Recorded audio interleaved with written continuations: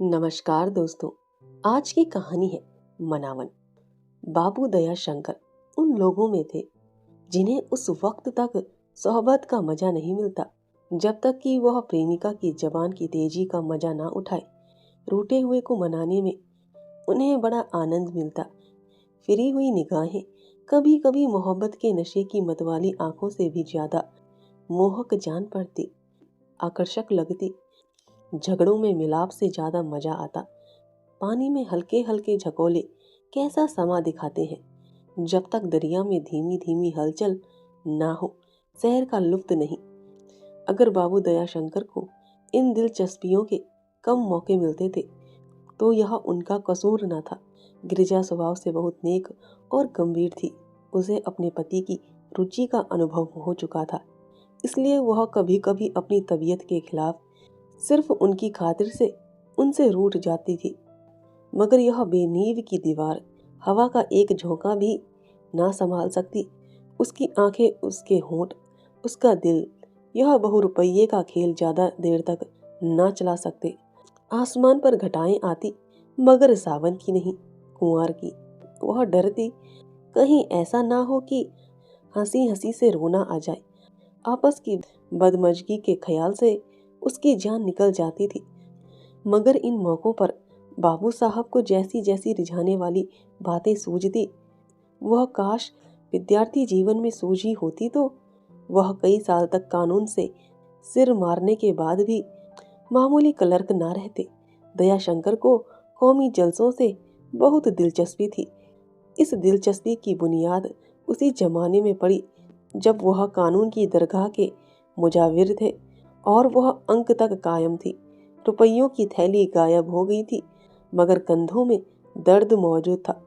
इस साल कॉन्फ्रेंस का जलसा सतारा में होने वाला था। नियत तारीख से एक रोज पहले बाबू साहब सतारा को रवाना हुए। सफर की तैयारियों में इतने व्यस्त थे कि गिरिजा से बातचीत करने की भी फुर्सत ना मिली थी। आने वाली खुशियों की उम्मीद उस क्षणिक वियोग के ख्याल के ऊपर भारी थी। कैसा शहर होगा, बड़ी तारीफ सुनते हैं। दक्कन सौंदर्य और संपदा की खान है, खूब सैर रहेगी। हजरत तो इन दिल को खुश करने वाले ख्यालों में मस्त थे और गिरिजा आंखों में आंसू भरे अपने दरवाजे पर खड़ी यह कैफियत देख रही थी और ईश्वर से प्रार्थना कर रही थी कि इन्हें खैरियत से लाना। वह खुद एक हफ्ता कैसे काटेगी, यह ख्याल बहुत ही कष्ट देने वाला था। गिरिजा इन विचारों में व्यस्त थी। दया शंकर सफर की तैयारियों में। यहाँ तक कि सब तैयारियां पूरी हो गई। इक्का दरवाजे पर आ गया। बिस्तर और ट्रक उस पर रख दिए और तब विदाई भेंट की बातें होने लगी। दया शंकर गिरिजा के सामने आए और मुस्कुराकर बोले, अब जाता हूँ। गिरिजा के कलेजे में एक बर्छी सी लगी। बरबस जी चाहता कि उनके सीने से लिपट कर रोऊं। आंसुओं की एक बाढ़ सी आंखों में आती हुई मालूम हुई, मगर जपत करके बोली, जाने को कैसे कहूँ, क्या वक्त आ गया है। दया शंकर, हाँ, बल्कि देर हो रही है। गिरिजा, मंगल की शाम को गाड़ी से आओगे ना। दया शंकर, जरूर, किसी तरह नहीं रुक सकता। तुम सिर्फ उसी दिन मेरा इंतजार करना। गिरिजा, ऐसा ना हो भूल जाओ, सतारा बहुत अच्छा शहर है। दया शंकर हंसकर, वह स्वर्ग ही क्यों ना हो, मंगल को यहाँ जरूर आ जाऊंगा। दिल बराबर यहीं रहेगा, तुम जरा भी ना घबराना। यह कहकर गिरिजा को गले लगा लिया और मुस्कुराते हुए बाहर निकल आए। इक्का रवाना हो गया। गिरिजा पलंग पर बैठ गई और खूब रोई, मगर इस वियोग के दुख, आंसुओं की बाढ़, अकेलेपन के दर्द और तरह तरह के भावों की पीड़ा के साथ एक और ख्याल दिल में बैठा हुआ था जिसे वह बार बार हटाने की कोशिश करती थी। क्या इनके पहलू में दिल नहीं है, या है तो उस पर उन्हें पूरा पूरा अधिकार है। वह मुस्कुराहट जो विदा होते दया शंकर के चेहरे पर लग रही थी, गिरिजा के समझ में नहीं आती थी। सतारा में बड़ी धूमधाम थी। दया शंकर गाड़ी से उतरे तो वर्दीपोश वॉलंटियरों ने उनका स्वागत किया। एक फिटन उनके लिए तैयार खड़ी थी। उस पर बैठकर वह कॉन्फ्रेंस पंडाल की तरफ चले। दोनों तरफ झंडियां लहरा रही थी। दरवाजे पर बंदवारें लटक रही थी। औरतें अपने झरोकों से और मर्द बरामदों में खड़े हो होकर खुशी से तालियां बजाते थे। इस शान शौकत के साथ वह पंडाल में पहुंचे और एक खूबसूरत खेमे में उतरे। यहाँ सब तरह की सुविधाएं एकत्र थी। 10 बजे कॉन्फ्रेंस शुरू हुई। वक्ता अपनी अपनी भाषा के जलवे दिखाने लगे। किसी के हंसी दिललगी से भरे हुए चुटकुलों पर वाह वाह की धूम मच गई। किसी की आग बरसाने वाले तकरीर ने दिलों में जोश की एक तरह से पेछा कर दी। विद्वतापूर्ण भाषणों के मुकाबले में हंसी दिललगी और बात कहने की खूबी को लोगों ने ज्यादा पसंद किया। श्रोताओं को उन भाषणों में थिएटर के गीतों का सा आनंद आता था। कई दिन तक यही हालत रही और भाषणों की दृष्टि से कॉन्फ्रेंस को शानदार कामयाबी हासिल हुई। आखिरकार मंगल का दिन आया। बाबू साहब वापसी की तैयारियां करने लगे, मगर कुछ ऐसा संयोग हुआ कि आज उन्हें मजबूरन ठहरना पड़ा। बम्बई और यूपी के डेलीगेटों में एक हॉकी मैच ठहर गई। बाबू दयाशंकर हॉकी के बहुत अच्छे खिलाड़ी थे। वह भी टीम में दाखिल कर लिए गए थे। उन्होंने बहुत कोशिश की कि अपना गला छुड़ा लूं, मगर दोस्तों ने इनकी आनाकानी पर बिल्कुल ध्यान ना दिया। साहब जो ज्यादा बेतकल्लुफ थे, बोले, आखिर तुम्हें इतनी जल्दी क्यों है?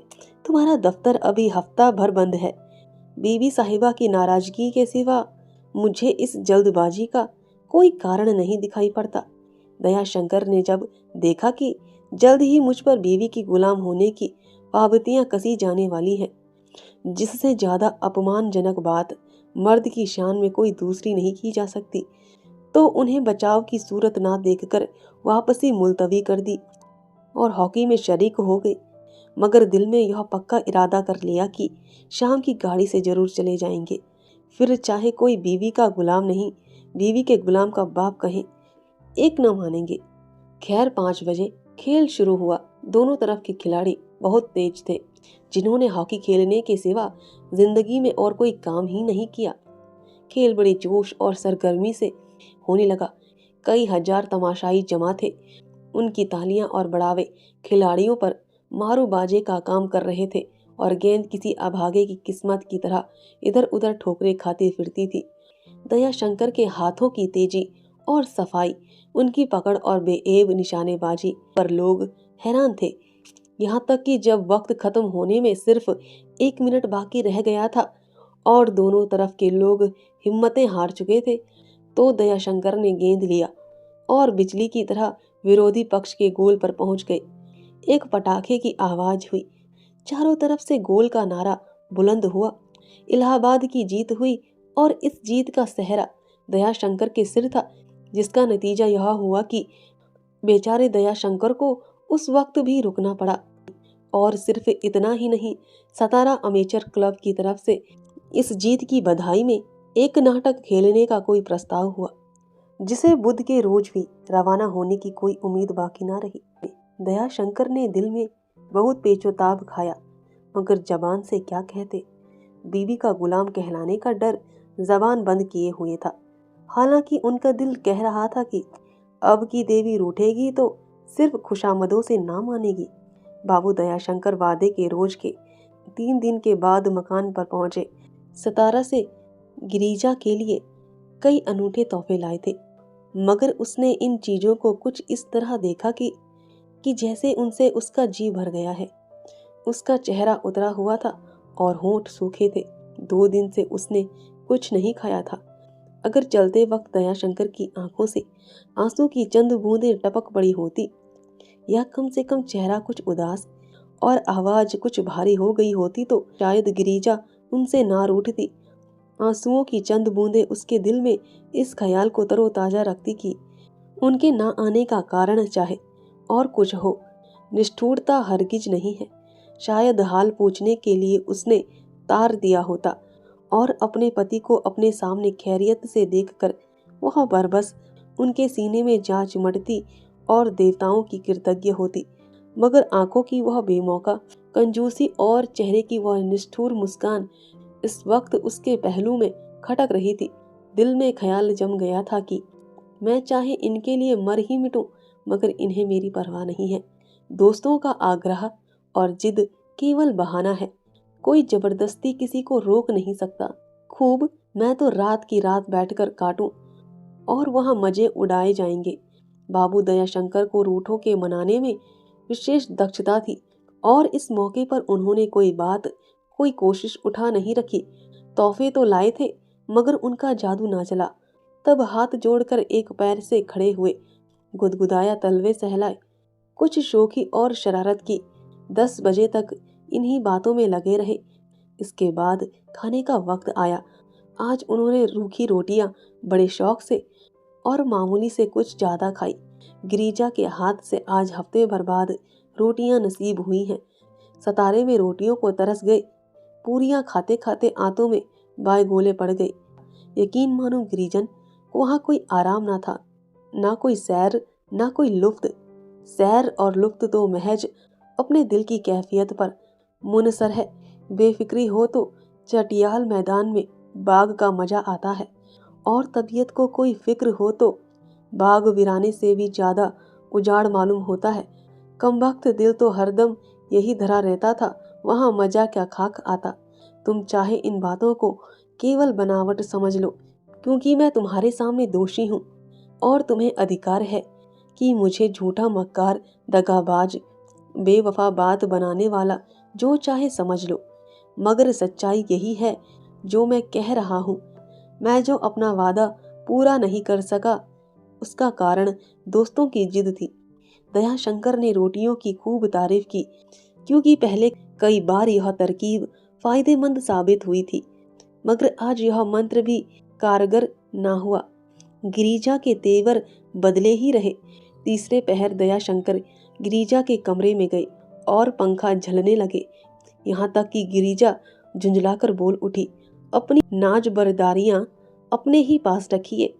मैंने हुजूर से भर पाया, मैं तुम्हें पहचान गई, अब धोखा नहीं खाने की। मुझे ना मालूम था कि मुझसे आप यूं दगा करोगे। गरज जिन शब्दों में बेवफाइयों और निष्ठुरताओं की शिकायतें हुआ करती हैं, वह सब इस वक्त गिरिजा ने खर्च कर डाले। शहर की गलियों में मोतिये और बेलों की लपटें आने लगी। सड़कों पर छिड़काव होने लगा और मिट्टी की सौंधी खुशबू उड़ने लगी। गिरिजा खाना पकाने जा रही थी कि इतने में उसके दरवाजे पर इक्का आकर रुका और उसमें से एक औरत उतर पड़ी। उसके साथ एक मेहरी थी। उसने ऊपर आकर गिरिजा से कहा, बहू जी, आपकी सखी आ रही है। यह सखी पड़ोस में रहने वाली अहलमद साहब की बीवी थी। अहलमद साहब बूढ़े आदमी थे। उनकी पहली शादी उस वक्त हुई थी जब दूध के दांत ना टूटे थे। दूसरी शादी संयोग से उस जमाने में हुई जब मुंह में एक दांत भी बाकी ना था। लोगों ने बहुत समझाया कि अब आप बूढ़े हुए, शादी ना कीजिए। ईश्वर ने लड़के दिए हैं, बहुएं हैं, आपको किसी बात की तकलीफ नहीं हो सकती। मगर अहलमद साहब खुद बुढ़े और दुनिया देखे हुए आदमी थे। इन शुभ चिंतकों की सलाहों का जवाब व्यवहारिक उदाहरणों से दिया करते थे। क्यों? क्या मौत को बुढ़ों से दुश्मनी है? बूढ़े गरीब उसका क्या बिगाड़ते हैं? हम बाग में जाते हैं तो मुरझाए हुए फूल नहीं तोड़ते। हमारी आंखें तरोताजा हरे भरे खूबसूरत फूलों पर पड़ती है। कभी कभी गजरे वगैरह बनाने के लिए कलियां भी तोड़ ली जाती हैं। यही हालत मौत की है। क्या यमराज को इतनी समझ भी नहीं है? मैं दावे के साथ कह सकता हूँ, जवान और बच्चे बूढ़ों से ज्यादा मरते हैं। मैं अभी ज्यों का त्यों हूँ।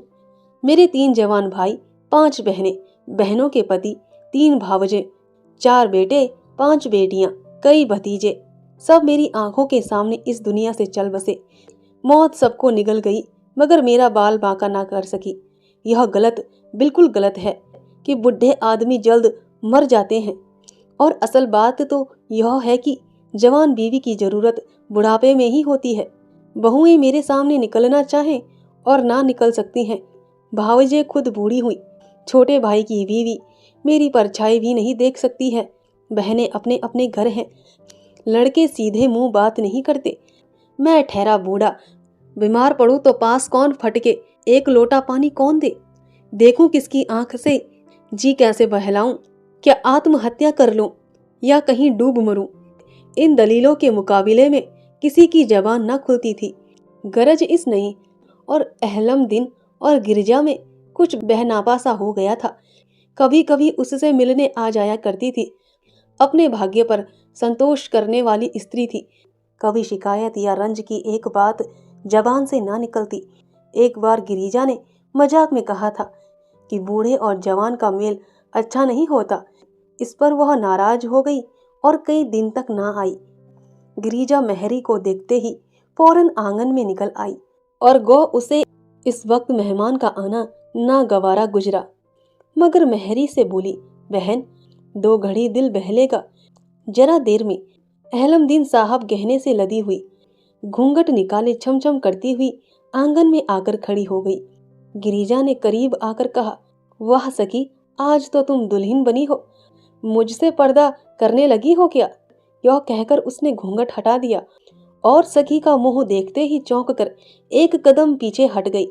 दयाशंकर ने जोर से कह कहा लगाया और गिरिजा को सीने से लिपटा लिया और विनती के स्वर में बोले, गिरिजन अब मान जाओ, ऐसी खता फिर कभी ना होगी। मगर गिरिजन अलग हट गई और रुखाई से बोली, तुम्हारा बहुरूप बहुत देख चुकी, अब तुम्हारा असली रूप देखना चाहती हूँ। दयाशंकर प्रेम की नदी की हल्की हल्की लहरों का आनंद तो जरूर उठाना चाहते थे, मगर तूफान से उनकी तबीयत भी उतना ही घबराती थी जितना गिरिजा की, बल्कि शायद उससे भी ज्यादा। हृदय परिवर्तन के जितने मंत्र उन्हें याद थे वह सब उन्होंने पढ़े और उन्हें कारगर ना होते देखकर आखिर उनकी तबीयत को भी उलझन होने लगी। यह वे मानते थे कि बेशक मुझसे खता हुई है, मगर खता उनके ख्याल में ऐसी दिल जलाने वाली सजाओं के काबिल ना थी। मनाने की कला में वह जरूर सिद्ध हस्त थे, मगर इस मौके पर उनकी अकल ने कुछ काम ना दिया। उन्हें ऐसा कोई जादू नजर नहीं आता था जो उठती हुई काली घटाओं और जोर पकड़ते हुए झोंकों को रोक दे। कुछ देर तक वह उन्हीं ख्यालों में खामोश खड़े रहे और फिर बोले, आखिर गिरिजन अब तुम क्या चाहती हो? गिरिजा ने अत्यंत सहानुभूति शून्य बेपरवाही से मुंह फेर कर कहा, कुछ नहीं। दयाशंकर, नहीं, कुछ तो जरूर चाहती हो, वरना 4 दिन तक बिना दाना पानी के रहने का क्या मतलब? क्या मुझ पर जान देने की ठानी है? अगर यही फैसला है तो बेहतर है, तुम यूं जान दो और मैं कत्ल के जुर्म में फांसी पाऊं। किस्सा तमाम हो जाएगा। अच्छा होगा, बहुत अच्छा होगा। दुनिया की परेशानियों से छुटकारा हो जाएगा। यह मंत्र बिल्कुल बेअसर ना रहा। गिरिजा आंखों में आंसू भरकर बोली, तुम खामखां मुझसे झगड़ा चाहते हो और मुझे झगड़े से नफरत है। मैं न तुमसे बोलती हूँ और न चाहती हूँ कि तुम मुझसे बोलने की तकलीफ गवारा करो। क्या आज शहर में कहीं नाच नहीं होता? कहीं हॉकी मैच नहीं है? कहीं शतरंज नहीं बिछी हुई है? वहीं तुम्हारी तबीयत जमती है। आप वहीं जाइए, मुझे अपने हाल पर रहने दीजिए। मैं बहुत अच्छी तरह हूँ। दयाशंकर करुण स्वर में बोले, क्या तुमने मुझे ऐसा बेवफा समझ लिया है? गिरिजा, जी हाँ, मेरा तो यही तजुर्बा है। दयाशंकर, तो तुम सख्त गलती पर हो। अगर तुम्हारा यही ख्याल है तो मैं कह सकता हूँ कि औरतों की अंतर्दृष्टि के बारे में जितनी बातें सुनी हैं वह सब गलत है। गिरिजन, मेरे भी दिल है। गिरिजा ने बात काटकर कहा, सच? आपके भी दिल है? यह आज नई बात मालूम हुई। दयाशंकर कुछ झेप कर बोले, खैर जैसा तुम समझो। मेरे दिल ना सही, मेरे जिगर ना सही, दिमाग तो साफ जाहिर है कि ईश्वर ने मुझे नहीं दिया, वरना वकालत में फेल क्यों होता। गोया मेरे शरीर में सिर्फ पेट है, मैं सिर्फ खाना जानता हूँ और सचमुच है भी ऐसा ही। तुमने मुझे कभी फाका करते नहीं देखा। तुमने कई बार दिन दिन भर कुछ नहीं खाया है। मैं पेट भरने से कभी बाज नहीं आया। लेकिन कई बार ऐसा भी हुआ है कि दिल और जिगर जिस कोशिश में असफल रहे वह इसी पेट ने पूरी कर दिखाई है। या यूं कहो कि कई बार इसी पेट ने दिल और दिमाग और जिगर का काम कर दिखाया है। और मुझे अपने इस अजीब पेट पर कुछ गर्व होने लगा था, मगर अब मालूम हुआ कि मेरे पेट की देह या इयां लोगों को बुरी मालूम होती है। इस वक्त मेरा खाना ना बने, मैं कुछ ना खाऊंगा। गिरिजा ने पति की तरफ देखा, चेहरे पर हल्की सी मुस्कुराहट थी। वह यह कह रही थी कि यह आखिरी बात तुम्हें ज्यादा संभल कर कहनी चाहिए थी। गिरिजा और औरतों की तरह यह भूल जाती थी कि मर्दों की आत्मा को भी कष्ट हो सकता है। उसके ख्याल में कष्ट का मतलब शारीरिक कष्ट था। उसने दयाशंकर के साथ और चाहे जो रियायत की हो, खिलाने पिलाने में उसने कभी भी रियायत नहीं की। और जब तक खाने की दैनिक मात्रा उनके पेट में पहुंचती जाए, उसे उनकी तरफ से ज्यादा अंदेशा नहीं होता था। हजम करना दयाशंकर का काम था। सच पूछिए तो गिरिजा ही की सखियतों ने उन्हें हॉकी का शौक दिलाया, वरना अपने और सैकड़ों भाइयों की तरह उन्हें दफ्तर से आकर हुक्के और शतरंज से ज्यादा मनोरंजन होता था। गिरिजा ने यह धमकी सुनी तो त्योरियां चढ़ाकर बोली, अच्छी बात है, ना बनेगा। दयाशंकर दिल में कुछ झेप से गए। उन्हें इस बेरहम जवाब की उम्मीद न थी। अपने कमरे में जाकर अखबार पढ़ने लगे। इधर गिरिजा हमेशा की तरह खाना पकाने में लग गई। दयाशंकर का दिल इतना टूट गया था कि उन्हें ख्याल भी ना था कि गिरिजा खाना पका रही होगी। इसलिए जब 9 बजे के करीब उसने आकर कहा कि चलो खाना खा लो, तो वह ताज्जुब से चौंक पड़े, मगर यह यकीन आ गया कि मैंने बाजी मार ली। यही फिर जी हरा हुआ। फिर भी ऊपर से रुखाई से कहा, मैंने तो तुम्हें कह दिया था कि आज कुछ ना खाऊंगा। गिरिजा, चलो थोड़ा सा खा लो। दयाशंकर, मुझे जरा भी भूख नहीं है। गिरिजा, क्यों, आज भूख नहीं लगी? दयाशंकर, तुम्हें 3 दिन से भूख क्यों नहीं लगी? गिरिजा, मुझे तो इस वजह से नहीं लगी कि तुमने मेरे दिल को चोट पहुंचाई थी। दयाशंकर, मुझे भी इस वजह से नहीं लगी कि तुमने मुझे तकलीफ दी है।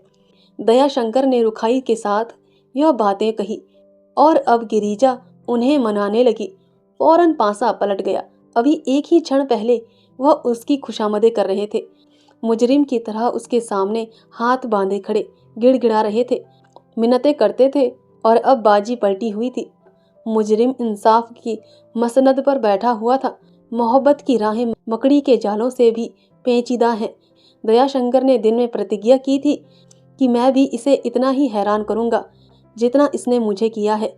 और थोड़ी देर तक वह योगियों की तरह स्थिरता के साथ बैठे रहे।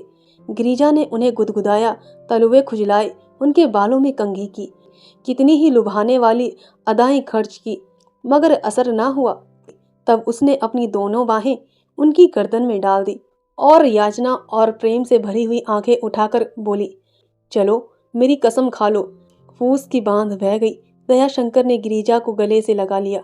उसके भोलेपन और भावों की सरलता ने उनके दिल पर एक अजीब दर्दनाक असर पैदा किया। उनकी आंखें भी गीली हो गई। आह, मैं कैसा जालिम हूँ।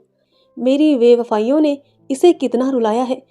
3 दिन तक उसके आंसू नहीं थमे, आंखें नहीं झपकी। 3 दिन तक इसने दाने की सूरत नहीं देखी, मगर मेरे एक जरा से इनकार ने, झूठे नकली इनकार ने चमत्कार कर दिया। कैसा कोमल हृदय है, गुलाब की पंखुड़ी की तरह जो मुरझा जाती है मगर मैली नहीं होती। कहाँ मेरा ओछापन खुद गर्जी, और कहाँ यह बेखुदी, यह त्याग, यह साहस। दयाशंकर के सीने से लिपटी हुई गिरिजा उस वक्त अपने प्रबल आकर्षण से उनके दिल को खींचे लेती थी। उसने जीती हुई बाजी हारकर आज अपने पति के दिल पर कब्जा पा लिया। इतनी जबरदस्त जीत उसे कभी ना हुई थी। आज दयाशंकर को मोहब्बत और भोलेपन की इस मूरत पर जितना गर्व था, उसका अनुमान लगाना कठिन है। जरा देर में वह उठ खड़े हुए और बोले, एक शर्त पर चलूंगा। गिरिजा, क्या? दयाशंकर, अब कभी मत रूठना। गिरिजा, यह तो टेढ़ी शर्त है मगर मंजूर है। 2-3 कदम चलने के बाद गिरिजा ने उनका हाथ पकड़ लिया और बोली, तुम्हें भी मेरी एक शर्त माननी पड़ेगी। दयाशंकर, मैं समझ गया, तुमसे सच कहता हूँ, अब ऐसा ना होगा। दयाशंकर ने आज गिरिजा को भी अपने साथ खिलाया। वह बहुत लजाई, बहुत हिले किए। कोई सुनेगा तो क्या कहेगा, यह तुम्हें क्या हो गया है? मगर दयाशंकर ने एक ना मानी और कई कोर गिरिजा को अपने हाथ से खिलाई और हर बार अपनी मोहब्बत की बेदर्दी के साथ मुआवजा लिया। खाते खाते उन्होंने हंसकर गिरिजा से कहा, मुझे ना मालूम था कि तुम्हें मनाना इतना आसान है। गिरिजा ने नीची निगाहों से देखा और मुस्कुराई, मगर मुंह से कुछ ना बोली। उर्दू प्रेम पजीसी से। धन्यवाद दोस्तों, आशा है आपको यह कहानी पसंद आई हो।